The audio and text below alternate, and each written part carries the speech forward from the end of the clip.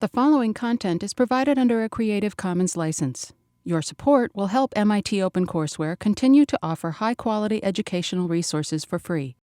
To make a donation or to view additional materials from hundreds of MIT courses, visit MIT OpenCourseware at ocw.mit.edu. I'm just going to do Ventor very quickly since we went through this so thoroughly previously. But just a few wonderful snapshots. These are the Nature and the Science covers. So Ventor did Science, and Collins and the NIH Genome Project did Nature, both published on the same day, right? Is kind of the truce that got arranged between the two sides. And there they are competing with each other. And then there's Collins on his Harley and Ventor on one of his wild racing yachts.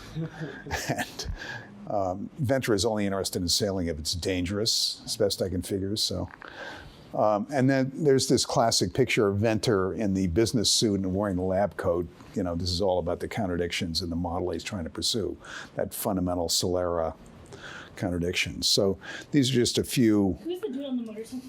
That's Francis Collins, who's currently head of NIH, who's also a blues singer too, by the way. So both these folks are a little out there. They're both terrific talents. They're remarkable talents. We've talked at length about Ventor. I think for the purposes here, what I want to say is that I put Ventor in here as an example of someone who ran into all the contradictions in the life science innovation model, right? The fact that it was very hard for NIH to look outside of biology. It was all biologists all the time. Ventor, of course, was trained as a biologist, but began moving into this computer territory based upon some advances that Leroy Hood made before him and building on Hood's work and doing a lot of innovations like the genome shotgun approach that we talked about 2 weeks ago. He ran into all of the series of these institutional problems at NIH as an innovation organization, that it became very hard for him to stand up a completely different pathway to technology advance and science advance, that the system was locked into a different route, and they were very unaccepting. In fact, ostracized him as he moved in a different kind of direction. So he ultimately leaves, and then we run into this change agent kind of idea. He becomes a competitor and forces change in the institution in which he left as it tries to keep pace with him so as not to be embarrassed, right? Hence the NIH Genome Initiative. And, you know, it's just an illustration in a very personal kind of way, which is why I put it in here, of some of the larger institutional challenges that we've been talking about before. So let me leave the Ventor model here and go into the chapter 7, in our textbook. So it's not simply NIH, but it's the healthcare delivery system itself that has these legacy sector features. And as we talked about earlier on in class, the US is pretty good at standing up new technologies in open fields. It runs into real trouble trying to stand up technologies in these kind of established sectors. So in the life science territory, we did pretty well by creating this completely new biotech model, which we were able to get a lot of advance out of. But when it comes back to fixing the whole healthcare delivery system, that's proven far more problematic. And you know, that's been a major thorny political issue for 3 administrations in a row now. And they've each had rocky results trying to pursue that question of how we're going to organize healthcare delivery systems. So there's lots of legacy sector characteristics in healthcare delivery: perverse prices and price structures, established infrastructure and institutional structures like NIH, very powerful vested interests. We can see some of those in NIH, but we can certainly see them in other parts of the healthcare delivery system.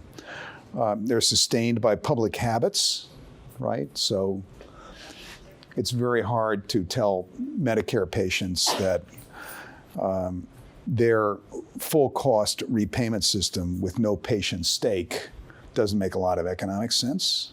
They're not going to be enthusiastic about the alternatives.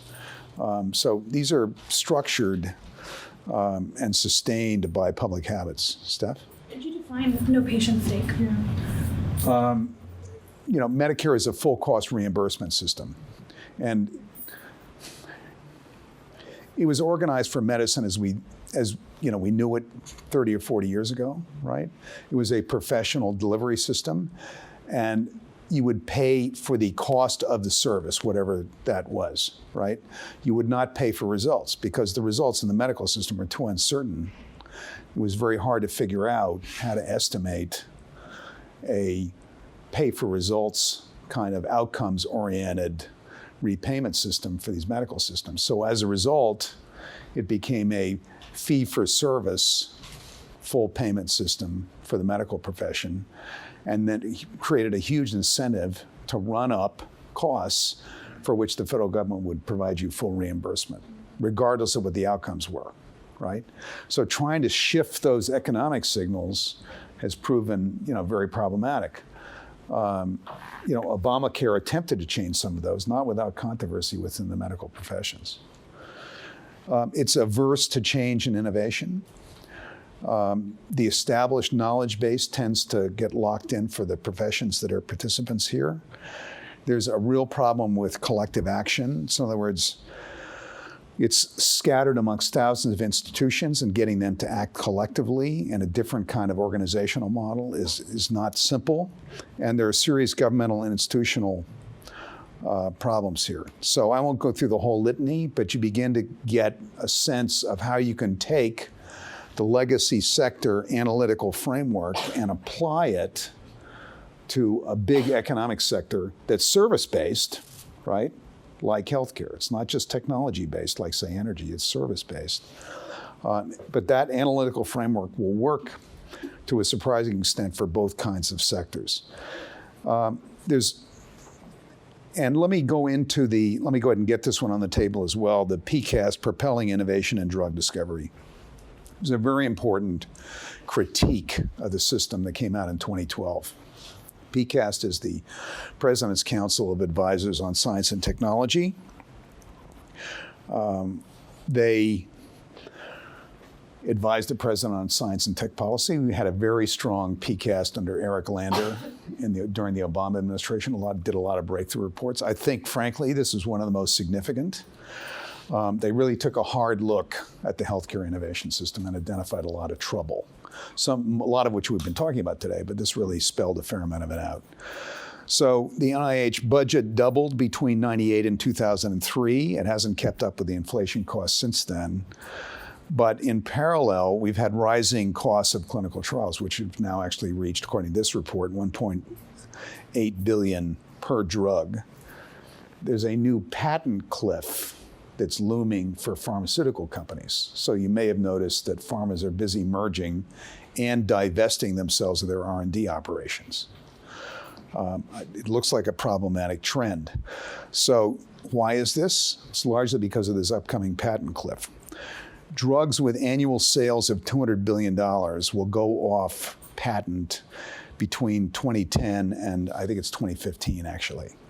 So this has already been happening, and this has forced a restructuring amongst the historic pharmaceuticals. Replacement revenues are not readily available, so hence this whole set of merger activities. And the pharmaceuticals have been curtailing their R&D as a result. Venture capital at the time this was written was in general decline for all sectors, including biopharma. Now, frankly, that's in significant part recovered now. That's now better than it was. This tends to be a cyclical kind of pattern for biotechs in the healthcare area. But at this particular time, first-time VC deals for biotechs were down really quite significantly. And so that's always an issue that we're going to have to confront. In other words, biotechs only work if the venture capital system is willing to be quite supportive. So ups and downs in the venture capital sector can have a pretty strong effect as to whether we get the drugs emerging into the marketplace that we need. Despite R&D growth in past decades, drug output was flat and productivity was declining. And this report invented a concept called O'Room's law, which is the opposite of Moore's law. The cost of drug development doubles every 9 years, right? And the results decline, right? So it's the opposite of Moore's law. Martin? I was going to ask so VCs function on a 7-year time cycle for an exit. So are biotech VCs on a 20-year cycle, or are they still No. But what they will do is they will go with different levels of funding, A round, B round, C round, which they'll benchmark often to the clinical trial process. So they'll be able to manage their risk in moving from one stage to another. And again, no other sector has thought of this, right? They haven't figured out an alternative model. The failure rate for new drugs in clinical trials is increasing. So as of 2003, that was 91% fail. Imagine trying to construct a profit model around a 91% failure rate. It's not simple. It can still be done because the rewards can be so big through the blockbuster model and the guarantee of monopoly rents through the patents that you get for it. What's more failing? Are controls getting more stringent, or the disease is getting harder? I think it's, what am I to say, right? And I don't think there are easy answers here on this, Max. I think that we've done the low-hanging fruit, and the problem is getting much more complicated. Chris, you're nodding your head. Does that seem like a good answer to you? I think definitely, because the next frontier seems to be personalized medicine, which is a huge kind of new looming problem, because a lot of the difficulties of kind of commercializing that and kind of making that viable, although there's a lot of hype around it, which is great. Right. I just don't like the statistic. I think you get too much data. I mean, it could be that, maybe stop doing as many? Yeah, well, maybe now we're doing way more, right? Or there's very easy. That's true. They say the worst lies are statistics. Yes, that's true, and all of these could be lies, but... Well, it's just it's just a one lens or one way looking at the problem, right? It's a way of showcasing it, but I would want to see the whole data to see why or the context behind it. Yeah, I mean, generally speaking, this report was well received. In other words, the experts in the community thought that this PCAST report was onto something, that they had identified some pretty critical problems. So time to market for drugs has also been growing. So 8 years to market was 50 years ago. It's 14 years to market now. And the longer it takes, the more you eat up your monopoly rent period, which means you've got to make higher profits sooner, which means the short-term charges for the drugs get higher, and you're driven more and more towards a blockbuster recovery model. So this is problematic. And it particularly affects small companies and biotechs that can't really manage that long-term risk period. And there's a gap between research and product development as well. And the whole advances in science are requiring different kind of models here. So now there's much more focus on, we'll talk about convergence in a little bit, but much more focus on multidisciplinary teams rather than solo individual investigator ROI type results. You tend to have to cross over a series of fields now to get your medical advance out, and that's more problematic. So ideas they propose, NCATS they cited, the translational medicine entity at NIH that frankly has had trouble getting enough funding to really scale up to do what it needs to do, a DARPA type model, FDA exploring something called predictive toxicology and predictive toxicity with a lab on a chip kind of approach. In other words, there's new technologies that could be breakthroughs here in trying to solve kinds of problems. So let's get through these. I think we can just touch very briefly on Craig Venter and then kind of dig into the legacy sector reading into the PCAST report. Just a quick question on Venter. Hi, so yeah, you've got him. Good. Yeah,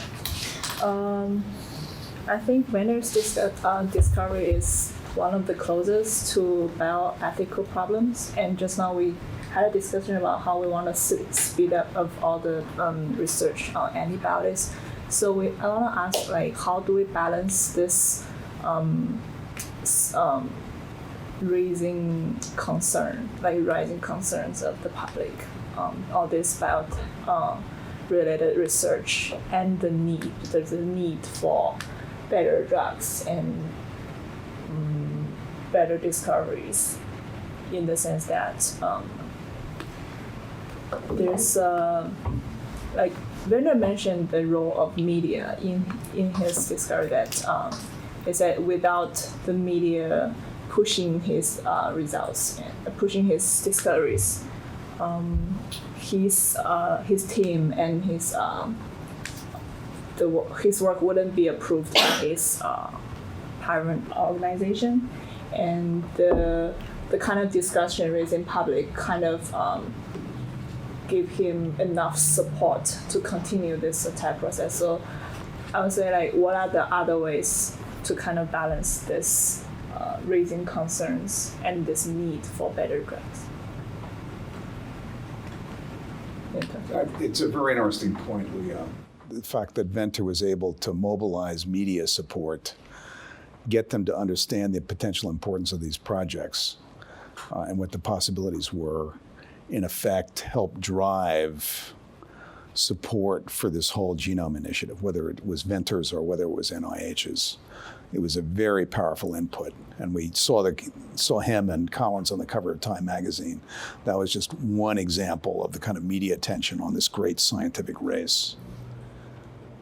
And in fact, it concerns everyone, because you're saying everyone has their genetic information, everyone was concerned, and how can this, in the future there'll probably be more concerns. Is there any possible ways to address this balance? So you're saying change the structure so that somebody who has a good idea doesn't have to completely go and fight the current structure for it? I wanted to say, how do we inform the public of the potential benefits that it brings, but also ensures that things are under or actually work? Yeah, I think a lot about the cold fusion scandal, where it was they said they had it and it went to the public so that they would get attention for it, but the science wasn't super sure.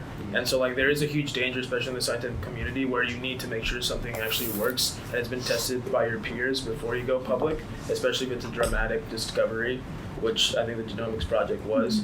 And so that is a very hard position to be in.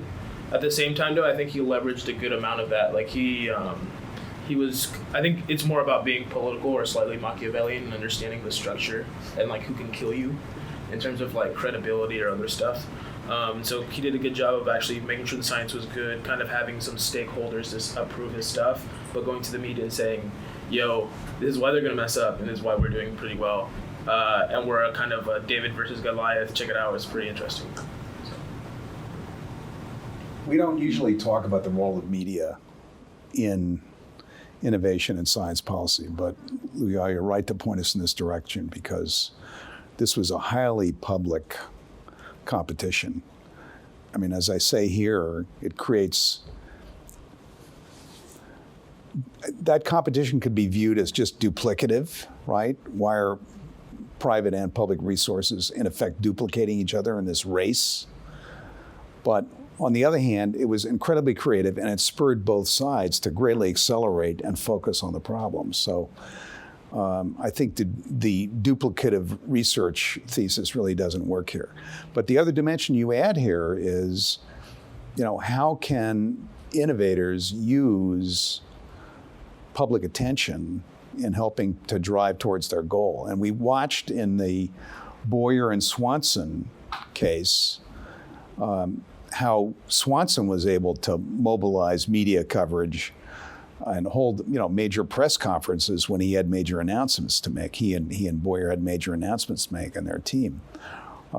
So it's a dimension that I don't think anybody's really spent a lot of time looking at in an organized kind of way, but it's a very interesting one.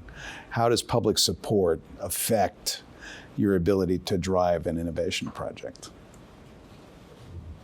I think just an interesting thing to tack on there is, it seems to me that oftentimes the general American public only gets really interested in the scientific topic when something's going really, really badly. So like epidemic is when people are like, since biology and medicine are important, or like, my favorite example of the Apollo 13 disaster was when suddenly everyone cared about space, but only because people were about to die and it was exciting. So maybe some sort of response to the science communication problem would be getting information out there about the value of preventing those ratings grabbing disasters, I guess. It doesn't look as cool though. Yeah. But isn't that the role of science fiction? Sorry? That's kind of the role of science fiction. Yeah, And that's a good point. there's a utility principle that her name is Gina, I can't remember her last name. I took a course on bioethics last semester. It was a part of something called the Hollywood Seminars for public writing at Wellesley. And this woman who was coming in to speak with us about the role of media in establishing bioethics, and specifically in genetic engineering. And one of the points that she made to a question that I had asked was precisely that science fiction plays an enormous role in helping the public become comfortable with scientific advances far before the time that those scientific advances are even technically feasible. And so maybe as the scientific community, or rather, the scientific community should do a better job of involving themselves in the narrative storytelling process about what science is and has the potential to be, in order to sort of set the stage for those scientific advancements when time comes. Mm-hmm. And there's, I think, a huge market, thinking about Martine's sort of business proclivity, in, say, children's books about science fiction, and the ways in which, we as maybe someday parents, right, could be reading these stories to our children at night, having them think about the future.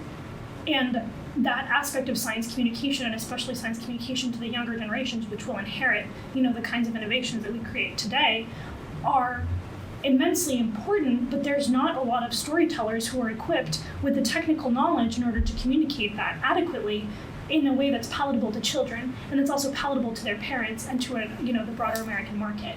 So I think it's really important to think about the sort of storytelling dimensions of science communication, not just in the sense of, what's in the news or what's going to be in the newspapers, right? But how we're orienting ourselves to make this an issue we care about socially. Yeah, I like the idea of preparing the stage so that people are receptive to advancements when they happen, and not just the scientist makes a discovery and then suddenly is trying to drum up support for something that they have to explain A, why it's important first of all, and then B, why what they discovered is relevant.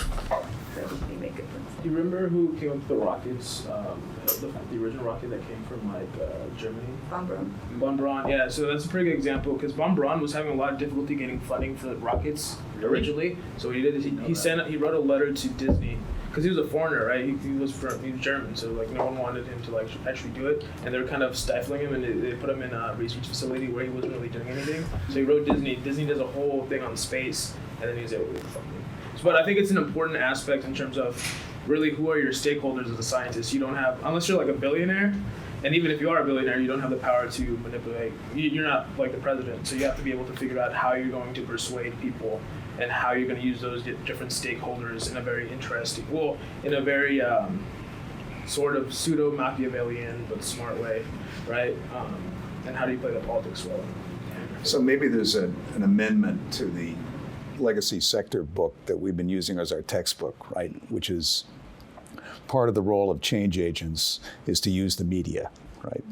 And to do storytelling, because this was a great story. This was an amazing story, which people in the United States and the world followed for a significant period of time. This great rivalry, and Venter is almost made for media. He's a wonderful maverick, fascinating character. And Collins is as well. So there was a powerful story to be told here, and a great competition and a great race that made it a very powerful kind of media story for an extended period of time. So Louis, I had not anticipated this tangent of the course, but thanks for pulling us into it. So let me go on to the next couple of readings. So our textbook, who's got that? Chloe, all yours. Okay. So to set the stage for my first question here, I went to a talk recently by a robotics entrepreneur, which seems unrelated, but I think he gave an interesting lesson as it could relate to healthcare. He was talking about the problem he was dealing with, which was using robotics as an organizational tool in warehouses. And it wasn't that interesting to me at first, but he made the problem pretty interesting after a while. But the way that he framed dealing with his problems was that he practiced having the mindset of evaluating the problem at 0 and at infinity, as he said, which basically translated to removing all constraints that were pre-existing on the system, and then seeing, if he had infinite space or infinite money or infinite labor, what he could accomplish then, or what his engineering solutions would be. And it was a really good way to sort of brainstorm an optimal solution to his problem. So I think it would be interesting to take the same approach to the inherent problems in healthcare delivery as a legacy sector. If we could, you made the point when you were recapping this chapter that our system is currently designed to suit medicine as it existed, I guess, 30 or 40 years ago, but not as it is moving into this exciting, brave new world today. So if we could wipe the slate clean and not have any of the residual costs, or everyone started out healthily today, no one had any illness, and we didn't have any residual costs or anything, perfect ideal world, and we had to redesign a healthcare system from the ground up. I know this is a massive question, but I'm just interested in what you guys think that might look like. What would our innovation in that area look like if we had no restraints? Obviously you'd have a bunch of pharmaceutical companies who'd be producing infinite drugs because they have tons of money. But from there, I think you'd have a significant bottleneck in terms of the FDA. So you'd have to expand that significantly. I don't necessarily mean they have the infinite resources. Just if we were starting to. If we had to create a completely perfect system for this time in the next 50 years, exactly. How do we do it? Yeah. You want me to give you an answer of how to structure it, or how to think about the process? Just I guess elements of what it might look like. Well, I think a lot of it lies in what Chris was talking about and Bill was talking about, the personalized medicine component. That's kind of how they're touting it, right? It's the fundamental reorganization of healthcare delivery. And one of the ways in which I guess my understanding is that the sector is purporting to make that happen is through additive manufacturing, so the 3D printing of pills. I was just going to say that. Well, 3D printing is going to be useful in a lot of health areas. So there's a new manufacturing institute that's organized around regenerative medicine and tissue engineering, for example, using 3D printing as one of the technologies they're looking at, and combining that with synthetic biology. That's a very interesting and potentially very promising territory. As we'll get into in the next reading, that's not biology, right? That's a whole series of new engineering strands that are starting to enter, and IT strands that are starting to enter this territory. And how does a system that's not organized around that change to accommodate those strands? But I think at the intersection of sort of, the pharmaceutical industry and engineering, one of the most interesting articles that I've read recently was about the ways in which they're printing the pills in order to be better adapted to the person's, biology absorption of the medicine. So they sort of they're starting to develop ways to gauge what a pill needs to look like for an individual to ingest it, and also for the medicine to be delivered into their body. And they can't do that in mass manufacturing. They can only do that in personalized medicine through additives. So I thought that was pretty cool. And so that would be an answer to your question, right? That exists and does not require an idealized world. It would just require the sort of commercialization process and then the scaling up of, what exists potentially if it's not to be thwarted by the legacy sector. Right. So the traditional production system for, medicines is a batch processing system. You build a huge batch and you refine it so it has the perfect composition spread evenly throughout, and then you produce that. But that's, frankly, not a modern manufacturing technology. So a continuous manufacturing process is much more flexible, potentially much more modular and adaptive to different, components in that system, i.e. different elements in different molecular structures and different components within a particular drug or a pill. So, and 3D printing is a very interesting adaptive approach. So DARPA has been funding desktop pharmaceutical manufacturing with exactly that in mind, right? That we're going to have to move to personalized medicine. The military is going to have it, right, for its own huge healthcare system, which is funded to the tune of about $50 billion a year, a major medical system. On the scale of government side. That's 10 arc reactors. I'll take it. Well, it's a very large medical system.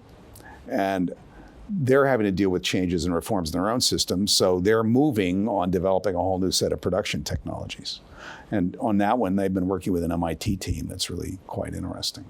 So, but that again, NIH doesn't do this, right? That's not in NIH's territory. It happened that the military was interested in this. This new DARPA Biological Technologies Office happens to be intrigued with those set of possibilities, but that's kind of outside the box of the existing system. The sort of plug-and-play manufacturing for plug-and-play personalized medicine. Good phrasing, Chloe. Thank you. All the P's.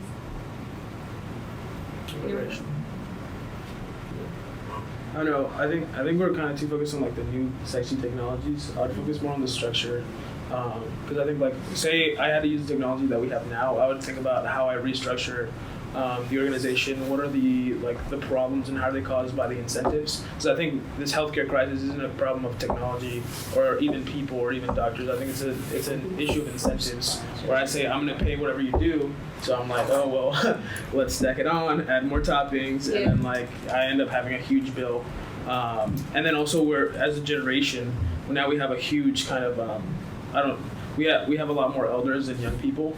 And so we have to pay for these baby boomers, so it ignores that context. So we'd also might want to focus on probably like most of our costs we're going to go to elders, not young people, because young people are fine. Now we have a huge portion of elders. So what are their diseases?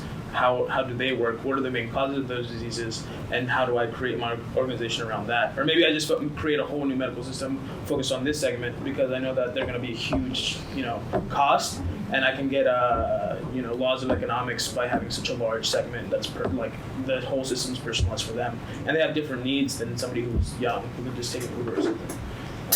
And so, yeah, well, for them, you probably have to have somebody go directly to them, check how they're doing, check constant levels. Gotcha. So it's very different.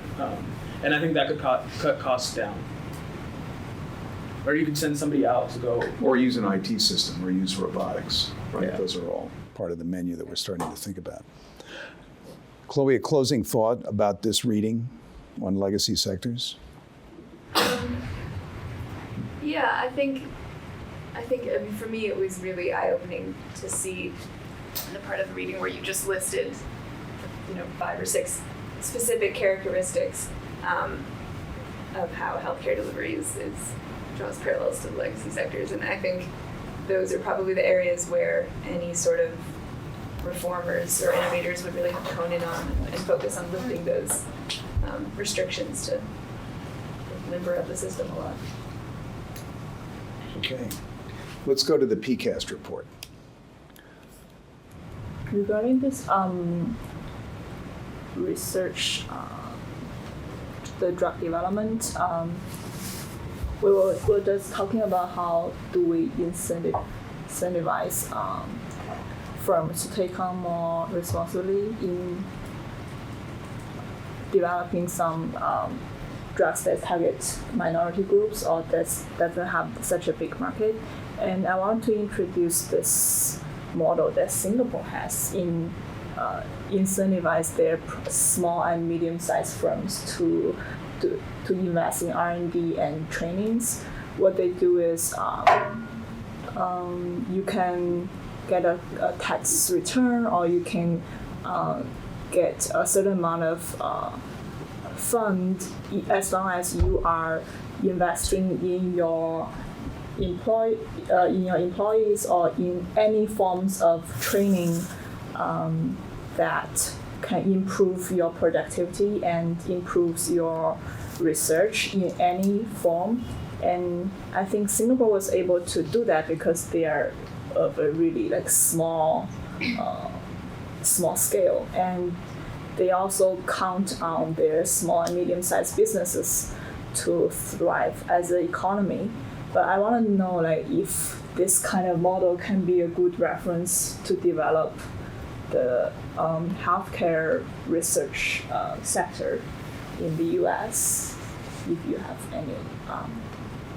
So the model Singapore is using then is to give an incentive to companies Yes. that are making significant investments in the training of their employees and their research teams to kind of significantly upgrade their skill sets. And they are given a lot of flexibility. As long as you can justify this amount of spending, we're able to improve your productivity. They get this funding back. Mm-hmm. I found it. That's what you have to show. You have to show some kind of increased performance coming out of that. Mm-hmm. So, what are your thoughts about this kind of approach that can kind of encourage our drug developments?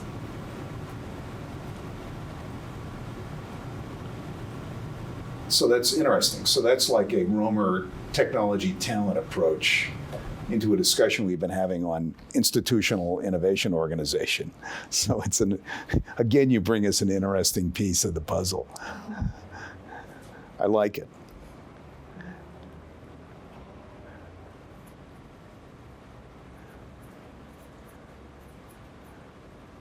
So let's go back to basics. Is there a talent need in this sector? Is there a talent shortage? Is there a talent enthusiasm issue here that we ought to be addressing as well? From what I've seen, my very limited biotech experience, it seems like there isn't really much of a shortage. It seems like there's a lot of enthusiasm around the field, and as has been a continuing theme in this class, our good old American spirit and our entrepreneurial drive toward packing up and moving out west, or in this case, west is genetic engineering and all that good stuff. So I don't know if the drive is really the problem. I guess I like to think about analogies.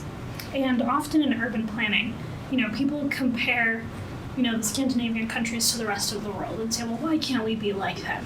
Right, and there's various factors that we don't take into consideration: the homogeneity of the population, their productive capacity, the resources that they have accessible to them, the scale at which they're operating, maybe their colonial history and the ways in which they were able to sort of take advantage of some opportunities that we might not be able to as a country, etc. And so in this instance, I'd like to sort of invoke that and cross-apply that argument to sort of Leo's point about Singapore, and then to really utilize that to challenge what Max just said, because I feel like we are situated in a very unique and, incredible location for this kind of conversation. But where I'm from in Texas, right, the kinds of university systems and research system that exists there, these kinds of conversations probably don't happen to that extent. And the enthusiasm for commercialization is probably not to the same level. And so I think I would combat what Max is saying specifically by saying that perhaps we, to then bring something, my usual socialist ways, to say that perhaps it is the kinds of talent that is missing, or rather, people from marginalized groups may have a decidedly public good approach to research, and so they might not want to commercialize in the same ways that people who are being trained at institutions like MIT and Stanford are. And it is perhaps that it is precisely those people who the government should be funding, not major research universities that exist within a commercialization framework, because those individuals are less likely to want to take the bigger piece of the pie and may potentially want to benefit and serve their communities much more, which could prove to be much more disruptive ultimately. Who wants to take on Steph's economic model? Plenty of volunteers. One, you directly challenged me, and you didn't expect this. Please. Well, I mean, it's nice and idealistic. I love thinking that, okay, everyone's just going to work for free. And I don't think they're going to work for free, Max. That's not the insinuation. The insinuation is that the profit sharing is going to, the profit sharing model is going to be much different. Oh, okay.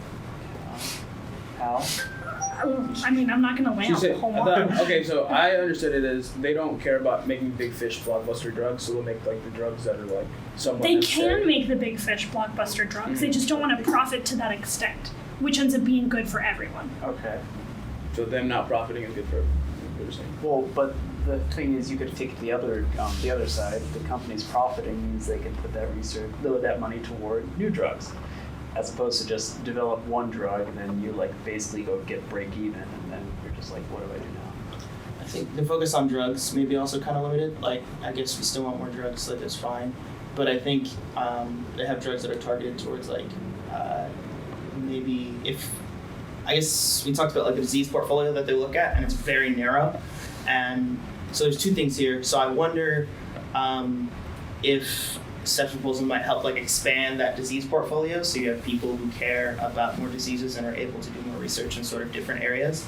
And then two, I wonder if those who actually subscribe to this sort of less so big pharma, but kind of like we're in this NIH, like FDA, drug and incremental advanced type system. Do they actually care to the extent that I was trying to get at? Like, are they actually interested in kind of solving this incremental advanced problem, or like, are they in this, or do they have a vested interest in what they're doing because they care about these sort of bigger fish, like kind of cure-all drugs, but they don't have the funding opportunities and kind of the means to kind of get at them and do that? And the institutions that were specifically cited by the convergence reading, I think kind of aim or really prove sort of where I'm coming from. They cited Harvard, University of Texas at Austin, Carnegie Mellon, Georgia Tech, U Chicago, and Tufts. Obviously, without saying MIT, because most of the people on that commission had some relationship to MIT or were researchers and graduated from MIT, were professors at MIT, were prominent, political stakeholders at MIT. So, it occurs to me that if it is that we, really revere people like Craig Venter, then if it is that the convergence reading, which we will be talking about soon enough, is putting a lot of weight on the potential of community colleges and of local institutions to train the workforce in the life sciences, why is it that we don't give them the same access to funding opportunities that we're giving, the sort of blockbuster research universities?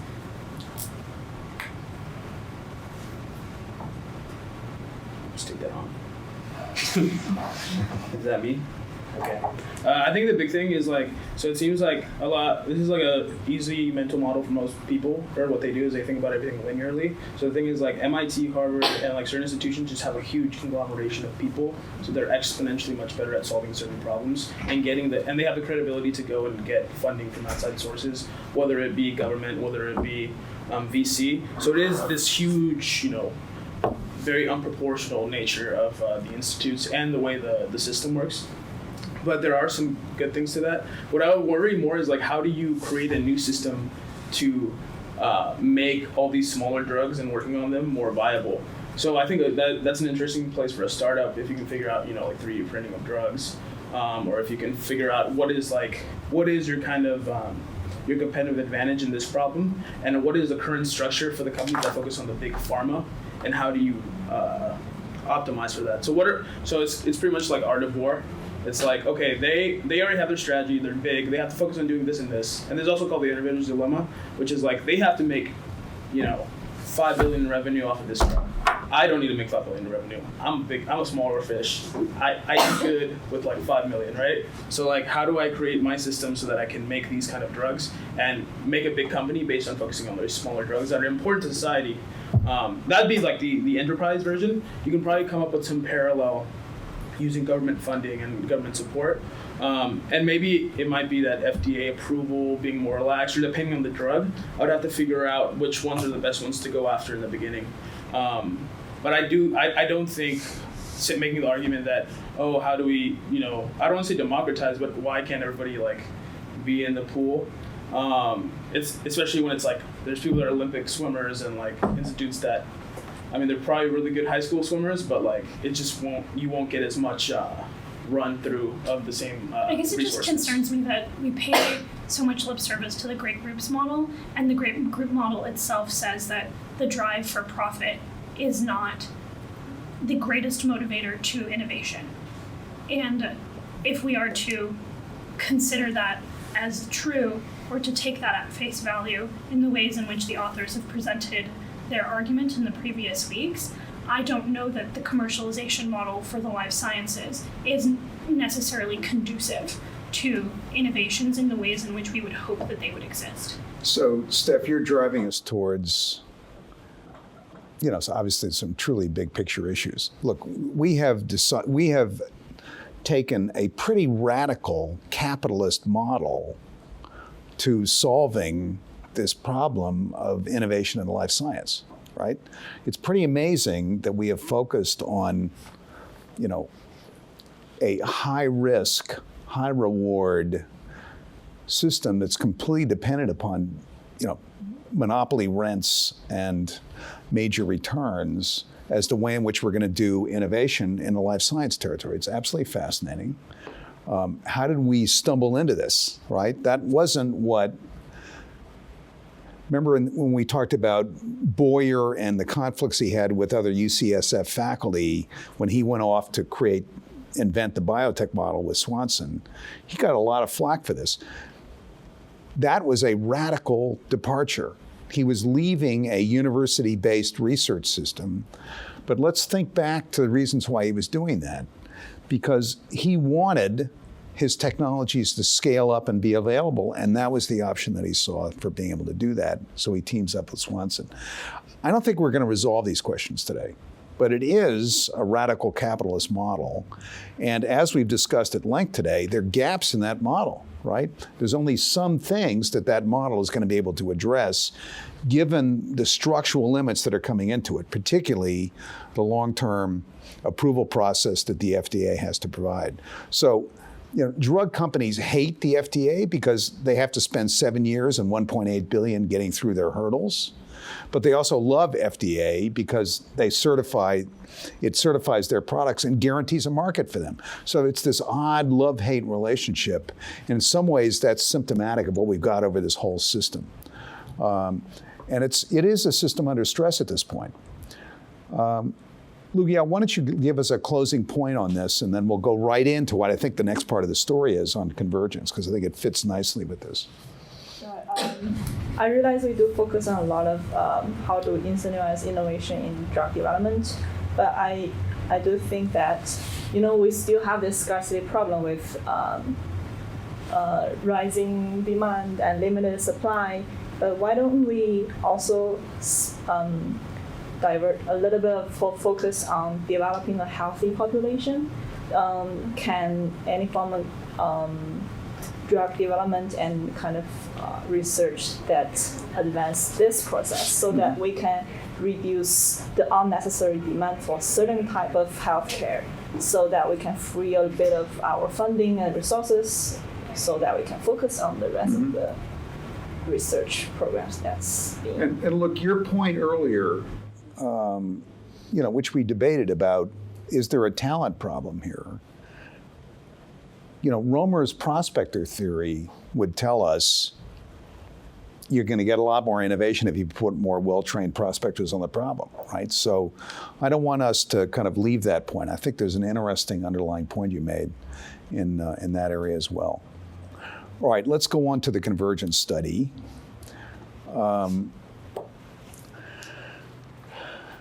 The report is called The Third Revolution, The Convergence of Life, Physical, and Engineering Sciences, and it came out of MIT in 2011.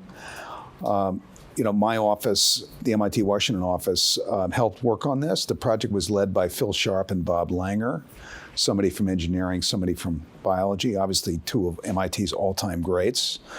And the report tries to tell a story that the picture of the next advance wave, we're lacking a picture of the next wave of advance. The great thing the genome piece gave us, and we talked about Venter and the competition with Collins and the NIH, it gave us a story, it gave us a picture of what we're going to get for this massive investment in NIH, right? It enabled the public to see a story and be told a story and understand what the results were going to yield, right? We don't have a story for the life sciences that's out there now that has nearly the kind of power as that genomic story. We haven't figured out how to tell the next story, and that's part of the reason why we've got funding stagnation for NIH and in the life sciences in general. So the doubling was led by the genomics revolution. NIH needs a new picture. So what are these different revolutions? So what this report argued was that really the kind of first revolution in recent time was the molecular biology revolution, and that was really the merger of physics and biology. So Max Delbruck comes out of the amazing pre-war German physics community. He works with Niels Bohr in Copenhagen as part of that amazing community that we're living in Bohr's house, being trained by him. Bohr produces this amazing talent team, and this is the second generation. This is Bohr and Einstein are an earlier generation, and Marie Curie and so forth. This is the next generation out. How are they going to find their project? What's their project going to be? And Bohr kind of urges Delbruck, why don't you look at biology? We're coming up with a lot of physics here. Is there a way of applying that to biology? And Delbruck does this, and then has to come to the United States. He has to flee Germany on the eve of the war. And in turn, Salvador Luria, he is working with Enrico Fermi at the University of Rome. He's a medical doctor, right? He's trained in medicine. And he is fascinated with physics, so he goes to work for Fermi, working on particle physics issues. So these are two people that actually lead this whole molecular biology revolution, in part because they're doing this crossover thing that we've talked about before, right? They're taking physics and moving it into this new biology territory with a whole new raft of ideas that help mature and create all kinds of new thinking in biology, and it really leads to molecular biology, right?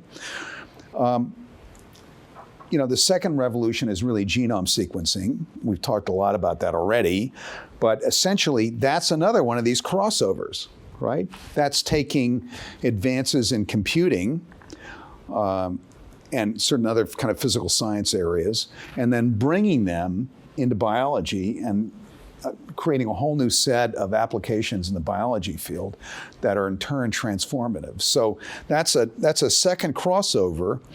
The third revolution, here by the way are some of the earlier revolution leaders. So that's Salvador Luria, one of MIT's greats, Nobel Prize winner. That's Luria and Delbruck teamed up together on the back porch of, I think, some Long Island beach resort. Luria works in Cold Spring Harbor, but that's an amazing talent team, and they really do create the intellectual underpinnings for molecular biology. That's Leroy Hood and Venter, who you're familiar with. That's Eric Lander. They're leaders in the second revolution, the great genomic revolution, another crossover approach. And then we've got this whole new community. I've featured the MIT parts of it, but this revolution is happening at many other schools, but this is just the community that we're used to. So Phil Sharp on the left and Bob Langer, who are the leaders on this particular report. Tyler Jacks, who leads the Koch Institute here. Paula Hammond, who is chairman of the biochemistry department. Chemical engineering department, but is doing an enormous amount of research in the life science side. Susan Hockfield, who's president, Sangeeta Bhatia, who's doing amazing work on cancer. It's an incredible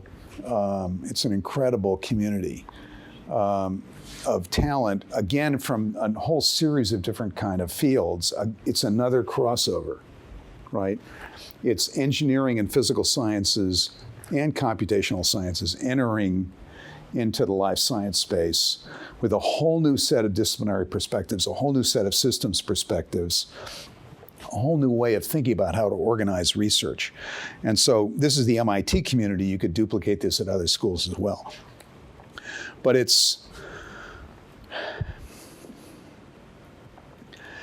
a set of engineering tools are going to come here, but also a whole concept of engineering design comes here, right? So life science systems tends to look at complexity. They tend to look at complex systems and attempt to understand the elements in complex systems. That's the kind of way, the frame that biologists work from. Engineering works in a very different kind of way. It attempts to organize in a very hierarchical fashion and set priorities, right? Engineering design is a very different way of looking into the world. So these two fundamental different perspectives are now have the opportunity of coming together here for what becomes actually a very different kind of research model. So there will be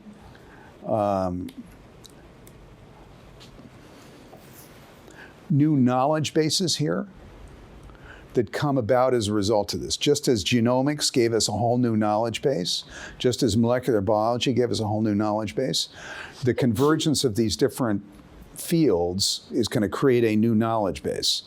But convergence is somewhat different because it's also, particularly through the engineering side, it could lead us to a whole new set of therapeutic advances. So new technologies shift over from engineering in areas like imaging, sensors, nanotechnology, simulation modeling, probability. These are all kind of engineering-led sides of things that can now walk into the biology space. So this report at MIT kind of laid a lot of the groundwork. And frankly, Susan Hockfield saw the promise of what these folks were writing about and created, just up the road from us, created the Koch Institute so that we were, walking the walk at the same time we were talking the talk here. So the Koch Institute was underway before this report was even finished because it was just so clear that this was an incredibly promising set of new research opportunities that were going to create a lot of real breakthrough spaces in the life sciences. So there's a whole series of strands that we had already seen that you could call convergence-like strands, so synthetic biology and nanobiology and systems biology, bioinformatics, computational biology, tissue engineering. These were all kinds of strands at MIT and in life sciences generally. And the idea of convergence was, these things are doing similar things. We can understand this in a larger kind of way and take more creative advantage of it. So will convergence play a role in the medical cost problems that we've been talking about? We talked about the lack of incentives for cost controls in the system. So far, we've been thinking about healthcare as like rearranging the kind of financial plumbing, right? Could we create different kinds of cost structures and cost incentives and so forth? There is another potential answer here, and it's back to the prospector theory in a way that you were suggesting. Maybe there are innovation answers here too, right? In other words, if you get a whole series of innovation-based advances, that can tackle a lot of these problems. So, for example, NIH working away in supporting life science research really enabled huge progress against heart disease, which was breathtaking and really moved heart disease down a notch from a nightmare killer to a much more manageable health problem. And that's occurred in the last 25 years. You do that in a number of areas, you can really start to affect the whole kind of cost structure. And particularly, could you have healthier aging? So one part of the dilemma for the current demographics challenge that's going to be upon you is keeping my generation in the workforce longer with returns that are going into society, right? Can you make me and my generation work longer, generating returns that get distributed to all, right? That would solve a lot of problems. That helps us, rather than walking off a cliff, it helps it manage much more of a curve. So if we could do that, that would be powerful. And maybe that some of these convergence-based technologies could really be significant enablers in ways that we kind of never saw before. So that's an innovation-based policy approach to a profound kind of societal challenge. So there's a whole series of policy steps that the report argues need to be taken. we need to get across NIH stovepipes. NIH, which is all biology all the time on most days, needs to be encouraged to be able to look at and fund other fields. It's hard for NIH to do it because it's composed of biologists. If it analyzes proposals that involve complex engineering, how does it do the analysis, right? How does it have multidisciplinary peer review systems? Is it able to encourage R01s that have multiple PIs, not single PIs, that represent a series of different fields and disciplines? It's how do we do education in convergence, right? So we still have stovepiped disciplinary fields, and they're producing a lot of talent, but how do they get educated in these other fields so they can take advantage of it, right? Do we need a new kind of approach in life science education, and what are the kind of common language features going to be? Steph? To add to that, I feel like the report was really missing an element about the jobs in the convergence field, because there's not really many job opportunities for people who are trained in multidisciplinary understandings, and I feel like there could be an enormous amount of insecurity or uncertainty for those people who are interested in pursuing the really innovative fields if they don't understand what the natural next step is after a university education. Right. No, there's no question about it. This is a dilemma. And look, this has been a dilemma for a while for bioengineering departments. I think we're getting out of that phase. I think those are starting to really kind of take off, in part because this model is taking off. But we don't have clear pathways. So, I mean, the model is going to continue to be that you're going to, be a biologist. Can you get access to a series of other fields, right? Maybe you're an engineer, but you get significant access to a series of medical-related fields as well. Can we adjust our training system and modify it so that there was a talented staffer in my office who said, look, we're going to need a new language here in life science innovation. We're going to need kind of a convergence Creole, a mix of different languages from different fields so that people are going to be able to speak across these disciplinary lines and understand things across these disciplinary lines. That could be pretty important. That's the heart of this report. MIT subsequently went on in a much broader-based report that went across many institutions, and this past year did a report looking at what could we get from convergence. In other words, what are the promising convergence areas and what might be obtained from them in an attempt to get a much more strategic approach to convergence. Not just say convergence is neat, which is kind of what this report did, but really get a strategy together. I'm partly guilty, but actually get a strategy together around what territories in convergence might be particularly promising. So I urge you to take a look at that more recent report, and that was much more widely shared across institutions. Lu Yao, some questions for us. Yeah, I think one of the most relevant discussion we can have would be what are the possible features that we can expect in university level that will be probably encouraging this kind of convergence to take place. Yes. I mean, we go to a liberal arts college. Mm-hmm. It's essentially the liberal arts for science and engineering model. But why is it currently not, since they're proposing this convergence of